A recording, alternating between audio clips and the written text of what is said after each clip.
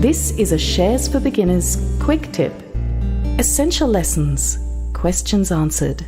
So yesterday I spoke with Raji Khabbaz, who's an ex-hedge fund manager in New York City. He's founded an education program for school students called Learn Wall Street, which you can find at learnwallstreet.org. I'll be releasing the full episode soon, but I couldn't resist putting this segment out as a quick tip. The whole interview is full of juicy tidbits, but in this excerpt we spoke about risk and volatility, understanding that markets go up and down, the effects of inflation, and the dangers of leaving your money in cash. People make decisions without knowing they're making decisions with money. It's worth so much more now than it would be later, trying to understand the concept. So, the first step to understanding why you have to invest is if you're in cash, you are investing, and negatively, historically.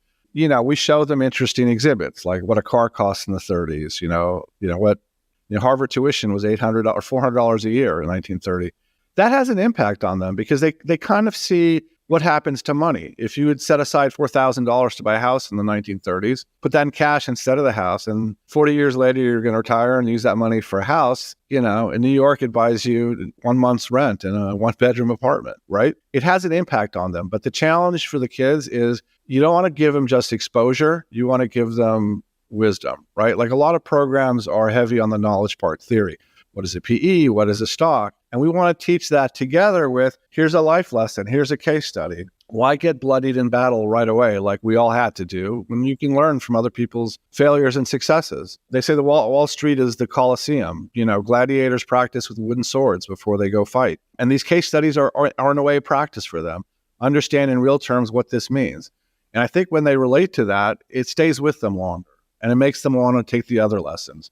Every lesson, if you think about it, leads to the next lesson, which starts altogether, solves pieces of the question of how to be a smart steward of your own capital. Imagine we're trying to teach a lesson on tail risk and catastrophic risk. That's sort of a part of the risk-reward lesson. So in the risk-reward lesson, we talk about what is risk and reward, expected payoff. We give stock market examples from a sector asset class perspective on what were good risk-reward investments, like SPACs in 2021, not so good. What were, good risk-reward, maybe energy in 2020 at the bottom of COVID, that kind of stuff. But we want to talk about catastrophic risk. We wanted to show them in a way they could understand. So here's the way you teach catastrophic risk with M&Ms. Imagine there's 3 M&Ms. One is green, one is blue, and one is red. If you pick a green M&M, something really good happens to you. If you pick a blue M&M, nothing happens to you, not good nor bad. If you pick a red M&M, something really bad happens to you. Then in class, we have a jar with different proportions of M&Ms. In the first case, 2 big jars of blue and green M&Ms and a tiny jar of red M&Ms. The second case, a giant jar of red M&Ms and very small jars of blue and green M&Ms. And they get to decide, would you pick now, would you not pick now? Obviously blindfolded, but they get a sense of, okay, if there's proportionally more red M&Ms, that's not good. And if there's not that many, that's less risk. And that's kind of a way to get them to think about that. Making this podcast, something's really become clear to me, that the idea of risk in the finance industry is different to what a normal person's idea of risk is. A normal person's idea of risk is they don't want to lose all their money. But in finance, it's more related to volatility. Is that the case? There's a fair bit of the curriculum where we highlight the fact that markets crash. For people who've never been in the stock market, the perception is stocks just move in a straight line or they move up every year. And we look at case studies where some of the best performing stocks didn't do anything for long periods of time or didn't perform poorly over substantial periods of time. It's absolutely true. We also take it for granted people's level of comfort with things like volatility. The first time you experience volatility, it's scary. And, while investing is very unique, you get a score that's objectively measured to the penny. You can look intraday and see how you're doing. It takes practice to be able to look at a screen and see you're down all this red and not have it affect you. And I think when people come into the market, they're the most vulnerable to that kind of emotional reaction, which gets in the way of what you're right, being rational and smart about investing.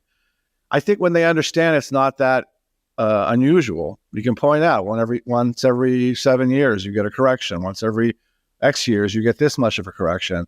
The normal return to break even in the market is typically this period after it. And then you see in the chart, okay, this is normal. You try and highlight lessons, like I said, like the gladiators with the wooden swords. Understand you have volatility. We go through the major last three crashes: internet bubble in 2000, the mortgage crisis in 0809, COVID 2020. And you can see each time situations where the headlines where the world is ending and what happens. And I hopefully it gives them a frame of mind to understand that volatility and flat periods are very normal. And it's just, the best thing is to ignore it. We also, highlight it's not necessarily a bad thing. People react to, we use an example. Let's say you buy a house and the next day somebody comes in and offers you 50% less. Would you panic? No, you don't have to sell the house. 2 years, if somebody comes in and offers you 4 times your house, you can take it. And we try and get them to understand with stocks, as long as they're not levered and we deal with margin, the evils of margin, they shouldn't care where the stock is tomorrow or the next day. They should care where it is in 20 years or 30 years when they retire. And, we use examples of stocks like, it's interesting. The second best performing stock, I believe, in the S&P 500 in the last 20 years was United Healthcare Group. Apple was first. You would have thought more tech, but United Healthcare Group. If you don't United Healthcare Group over the last 10 years, in every single year, you would have suffered a major drawdown. It's just the nature of the business. And I think by highlighting how normal it is and how frequent it happens, it helps them get from a place of pure fear on their way towards a place where not so much fear. Well, I guess this is a great jumping off point to talk about the madness of crowds. What do you teach about the madness of crowds? You've read the book, Popular Delusions and Madness of Crowds. Everybody who's ever studied Ponzi's, it's a classic. I thought it's a great time to cover that. A lot of courses, again, overly focused on what's a PE, what's an income statement. Let's talk about what's going on. These kids today, because they're on social media, are exposed to so much snake oil salesman nonsense. It's unbelievable. Crypto, this, NFT, that, buy a dancing ballerina gorilla for this. And then the flashes of wealth, right? It's people with cars and money. They have exposure to this stuff in a way they wouldn't have had. You would never have thought your kids would be, getting the Nigerian prince help me phone call at 7, or the internet version of it, right? But, but that's what happens. When they're on the internet, when they're on social media, they're exposed to money and they're exposed to cons. And we hadn't seen it done by any other class. We devoted a whole lesson on it. Behavioral psychology, Ponzi schemes, Madoff. What is a Ponzi scheme? Asset bubbles. What creates them? What do they look like? We go through historical stuff. Some historical, like Tulip Mania. That's a famous one. We talk about the internet bubbles. But then we get, more like meme stocks and things, examples. Favorite one we use is Hertz. They went bankrupt and then people started trading the stock. You get these crazy outcomes. And I think it's important now because they are much more exposed to financial fraud and shenanigans than we in our generation ever was through social media.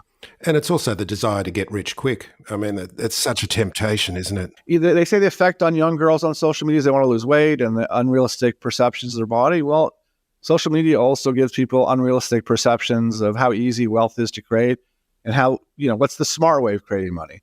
Long-term, index, tax efficient.